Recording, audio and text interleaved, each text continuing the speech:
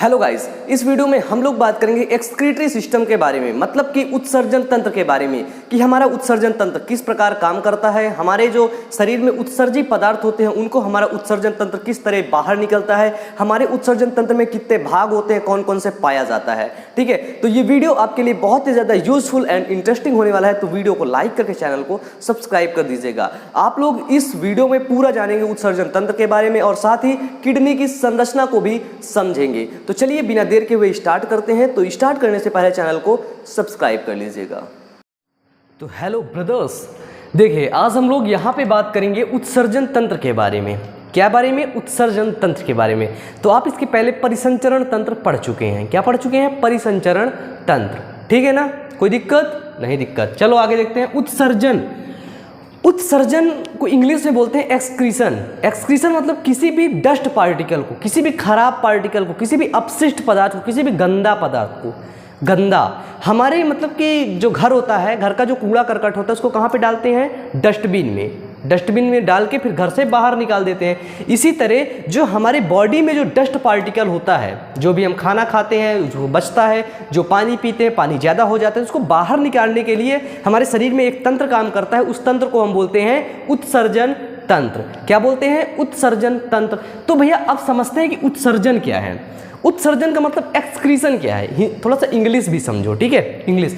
और बाकी तुम लोगों को पता है मैं इंग्लिश मतलब कि मैं जो बायोलॉजी पढ़ा हूँ मैं पूरी इंग्लिश से पढ़ा हूँ, ठीक है? लेकिन मैं हूँ यूपी बोर्ड से, ठीक है?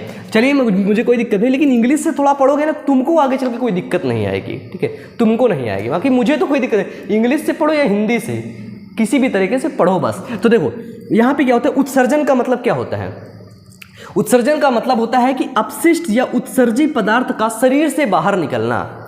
किस मतलब हमारे शरीर में अपशिष्ट और उत्सर्जी पदार्थ होता है, उत्सर्जी पदार्थ का शरीर से बाहर निकलना ही उत्सर्जन कहलाता है। समझ आया? इतना आया ना? सच बताओ, आगे चले। देखो यहाँ पे जो ह्यूमंस होते हैं, ये हैं जैसे ह्यूमंस, है ना? अच्छा बना है, इतना अच्छा भी नहीं है। देखो लाइक ए ह्यूमन, एक ह्यूमन है। ह्यूमन में जो उत्सर्जी पदार्थ होता है क्या होता है? क्या आपको पता है कि ह्यूमन में जो उत्सर्जी पदार्थ जो बाहर निकलता है वो क्या होता है? ह्यूमन में उत्सर्जी पदार्थ होता है यूरिया। क्या होता है? यूरिया। समझ गए? हिंदी से लिख दूं, ह्यूमन में उत्सर्जी पदार्थ यूरिया होता है, ठीक है? और जो ह्यूमंस होते हैं, कोई दिक्कत है क्या? नहीं। देखो जो ह्यूमंस होते हैं, ह्यूमंस का उत्सर्जी पदार्थ यूरिया है, और जो ह्यूमंस होते हैं वो होते हैं यूरियोटेलिज्म। इसको याद रखना, यूरियोटेलिज्म, ठीक है? ये पूछा जाता है ह्यूमंस क्या होते हैं। यूरियोटेलिज्म, यूरिकोटेलिज्म, अमोनियोटेलिज्म, है ना? तो ह्यूमंस क्या होते हैं? यूरियो, अरे यार गलत हो गया, यूरियोटेलिज्म, अरे सही लिखा था यार, यूरियोटेलिज्म, ठीक है? तो ह्यूमन क्या होते हैं बच्चों? यूरियोटेलिज्म होते हैं, ठीक है? आगे चले। आगे देखो जो मनुष्य में उत्सर्जी अंग होते हैं, अब हमको पता चल गया हमारे पेट में, पेट नहीं पूरे शरीर में उत्सर्जी पदार्थ यूरिया है। क्या है? यूरिया है। अब यूरिया का फॉर्मूला क्या होता है नीचे तुम लोग बताओ कमेंट बॉक्स में, क्योंकि क्लास 9th में, क्लास 10th में तुम लोगों ने बहुत पढ़ा है, ठीक है? यूरिया का फॉर्मूला क्या होता है नीचे बताओ, जल्दी बताओ, ठीक है? तो देखो यहाँ पे क्या होता है भैया, यूरिया पेट में बनेगा, कहीं पर भी बनेगा शरीर में, तो उसको निकालने के लिए कुछ ना कुछ तो होगा, कोई डिब्बा होगा, है ना? कोई इलेक्ट्रिक सामान होगा उसको बाहर निकालने के लिए। तो हमारे शरीर में यूरिया को बाहर निकालने के लिए क्या है? यहाँ पे है किडनी या गुर्दे। क्या है? किडनी है। किडनी क्या करती है? हमारे जो शरीर का यूरिया होता है, जो टॉक्सिक पदार्थ होता है, ठीक है? टॉक्सिक मतलब खतरनाक पदार्थ होता है, उसको बाहर निकालती है, जिसको हम गुर्दे बोलते हैं। और हमारे शरीर में एक जोड़ी किडनी पाई जाती है, मतलब कि 2 किडनी पाई जाती हैं। कितनी किडनी? 2 किडनी। अब कभी आप लोगों ने सोचा है कि हमारे शरीर में 2 फेफड़े पाए जाते हैं, 2 किडनी पाई जाती हैं, 2 आँख पाई जाती हैं? ऐसा क्यों? 2 हाथ पाए जाते हैं, ऐसा क्यों होता है? क्योंकि पता है कि अगर इसमें से एक किडनी या एक लंग्स या एक आंख सही से काम ना करे तो जो दूसरी वाली आंख है ना, दूसरी वाली किडनी है, उससे हम अपना पूरा जीवन अच्छे से व्यतीत कर सकते हैं। इसीलिए भगवान ने जब ऊपर से भेजा था ना तो बोला ले ले बेटा, ले बेटा, एक और लेते जा, एक और एक्स्ट्रा में लेते जा, बाद में कोई दिक्कत आ जाए ना तो बाकी तुझे कोई दिक्कत ना हो, तो पूरी ज़िंदगी ऐसे जियो, ठीक है? तो अपने जो ऑर्गन्स है ना उसको थोड़ा सा महत्व को समझो, ठीक है? इसके बाद देखो किडनी 2 पाई जाती हैं। किडनी गहरे लाल रंग की होती है, ठीक है? रेडिश कलर की होती है, किडनी लाल रंग की होती है। इसके बाद जो किडनी होती है अब आपको पता है कि जो लंग्स होते हैं, लंग्स, फेफड़ा के अंदर क्या होता है, एल्वोलाई होती है। जो फेफड़ा की इकाई होती है, लंग्स की जो छोटी इकाई होती है, उसको हम क्या बोलते हैं, एल्वोलाई बोलते हैं। तो किडनी की छोटी इकाई को क्या बोलेंगे, किडनी की छोटी इकाई को बोलेंगे नेफ्रॉन।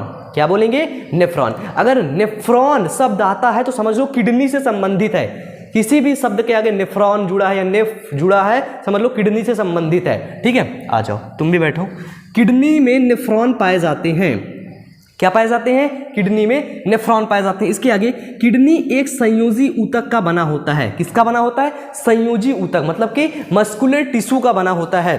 सही है ना, इंग्लिश में क्या बोलते हैं संयोजी ऊतक को, मस्कुलर, हाँ मस्कुलर टिश्यू का, है ना, मस्कुलर टिश्यू का बना होता है, जिसे रीनल कैप्सूल कहते हैं। किडनी जो होती है एक मस्कुलर टिश्यू का बना होता है, जिसको रीनल कैप्सूल कहते हैं। तो आप देखिएगा,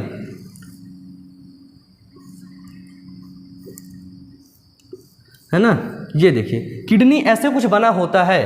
ठीक है, और इसी को क्या बोलते हैं, रीनल कैप्सूल। ठीक है ना, इसी को हम लोग बोलेंगे रीनल कैप्सूल। अब हम लोग देखते हैं मनुष्य का मुख्य उत्सर्जी पदार्थ जो यूरिया होता है, इसको निकालने के लिए जो किडनी कैसे वर्क करती है इसके बारे में। अब देखो यहाँ पे जो किडनी होती है, जो यूरिया होता है हमारा, जो हमारे बॉडी में टॉक्सिक पदार्थ जो यूरिया बनता है, ठीक है, जो यूरिया बनेगा वो किडनी कैसे निकालेगी, किस तरह से बाहर करेगी। तो सबसे पहले एक किडनी होती है, दो किडनी होती है हमारे पेट में क्या है, एब्डोमिनल कैविटी में होती है। ठीक है, तो किडनी क्या करती हैं, किडनी जल से, मतलब कि ब्लड से यूरिया को छान लेती हैं। ब्लड तैरता रहता है, उसी से यूरिया को छान लेती हैं, और यूरिया को छानने के बाद जो बनता है उसको यूरेटर, किससे, यूरेटर, है ना, वो इसमें दो यूरेटर पाए जाते हैं। कितने यूरेटर, दो यूरेटर पाए जाते हैं। यूरेटर के माध्यम से किडनी उस छने हुए यूरिया को, उस छने हुए अपशिष्ट पदार्थ को कहाँ पे ले जाती है, यूरेनरी ब्लेडर में। इस चीज़ को हम बोलते हैं यूरेनरी ब्लेडर, मतलब कि टंकी, है ना, टंकी में जाके स्टोर कर देता है। फिर स्टोर करने के बाद क्या होता है, यूरेथ्रा के माध्यम से ये बाहर निकल जाता है। क्या होता है, यूरेथ्रा के माध्यम से बाहर निकल जाता है। तो ये जो सीक्वेंस है ना, इसको समझना बहुत ज़्यादा जरूरी है कि सबसे पहले किडनी होती है, क्या होती है, किडनी, इसके बाद होता है आपके यूरेटर्स, इसके बाद होता है यूरेनरी ब्लेडर। ठीक है, अब इनको हिंदी में ना पूछना हमसे, ठीक है, इसको मूत्र की थैली बोलेंगे, इसको वृक्क बोलेंगे, है ना, इसको हिंदी में यार इंग्लिश से पढ़ो, ठीक है, और इसको हम बोलेंगे यूरेथ्रा। ठीक है, ये हुआ आपका यूरेथ्रा, ये हुआ किडनी। और इस फंक्शन को याद रखना, ठीक है, कितनी चीज़ें होती हैं, इसी के माध्यम से यहाँ से जो हमारा यूरिया होता है ना, इसको हम लोग बोलते हैं यूरिन, हमारा बाहर निकल जाता है। ठीक है, यूरेथ्रा के माध्यम से। अब हम लोग देख लेते हैं थोड़ा सा किडनी के बारे में। ठीक है, अब देखो, अब यहाँ पे हम लोग देखेंगे किडनी के पार्ट के बारे में।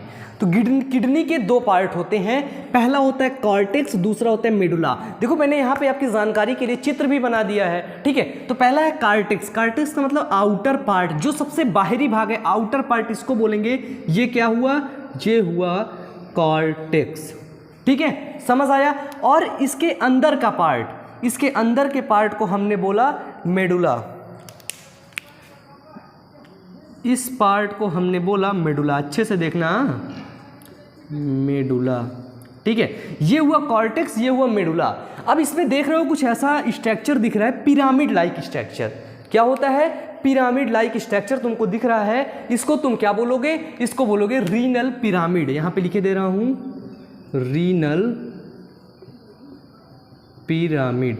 नेफ्रॉन और रीनल शब्द जो है ये कहाँ से संबंधित है, ये किडनी से संबंधित है। Renal pyramid. अभी थोड़ी देर पहले आप लोगों ने देखा था, जो किडनी जिस आवरण से ढका रहता है उसको क्या बोलते हैं, रीनल कैप्सूल बोलते हैं। क्या बोलते हैं, रीनल कैप्सूल। तो देखो इसके समझ गए ना, जो किडनी का बाहरी पार्ट होता है उसको कॉर्टेक्स बोलते हैं, और जो अंदर का भीतरी भाग होता है उसे मेडुला बोलते हैं, और जिस चीज़ से किडनी ढकी रहती है उसको रीनल कैप्सूल बोलते हैं।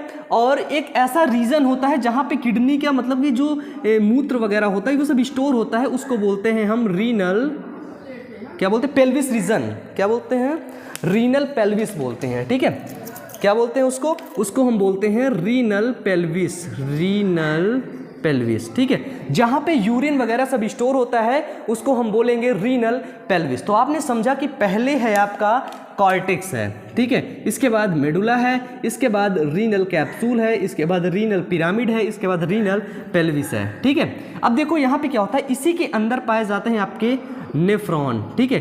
किडनी के अंदर ही पाए जाते हैं नेफ्रॉन, जो कि किडनी मतलब कि ब्लड से जो अपशिष्ट पदार्थ होता है, उत्सर्जी पदार्थ होता है, उसको बाहर कर देते हैं, ठीक है। समझ आया? तो देखो यहाँ पे जो यूरिनरी ब्लैडर अपशिष्ट कर बाहर निकाल के क्या करेंगे, यूरेटर, ये है आपका यूरेटर, यूरेटर से होके यूरिनरी ब्लैडर में डाल देंगे। और यूरिनरी ब्लैडर की कैपेसिटी कितनी होती है, 450 ml का डिब्बा रखा रहता है अंदर, ठीक है, 450 ml।